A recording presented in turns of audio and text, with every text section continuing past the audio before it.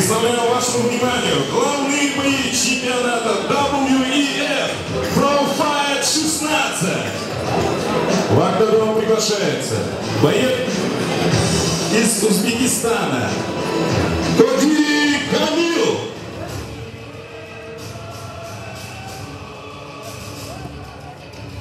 Еще один представитель Республики Узбекистан, клуб Эшонбаев Team.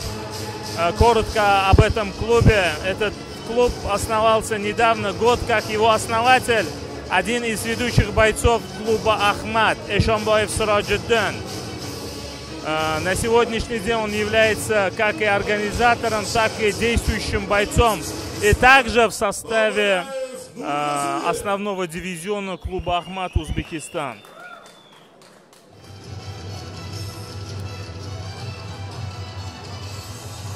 Итак, друзья, мы наблюдаем, подошли к 11-му бою, к 11-й паре этого замечательного турнира, который проходит под эгидой «Молодежь против преступности и наркотиков». Чемпион Узбекистана по боям без правил.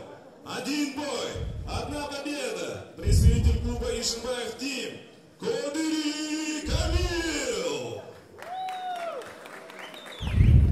В синем углу чемпион Кыргызстана по грэпплингу и по рукопашному бою. 6 боев, 5 побед и 1 поражение.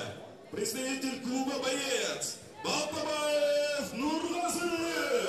Да, к сожалению, не совсем, можно сказать, равные соперники по опыту, по результатам, но тем не менее каждый изначально знал, с кем будет биться. Это не такой бой, который выходят ребята на замену, а изначально было все так подготовлено. Ну что ж, если узбекский боец выбрал свой путь, пожелаем обоим бойцам удачи и пусть победит сильнейший. В любом случае для узбекского бойца это будет большой опыт.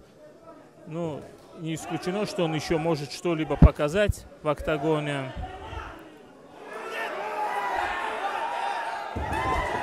Хороший амплитудный бросок проводит боец из Кыргызстана и захватывает свою позицию и пытается удержать в партере своего соперника.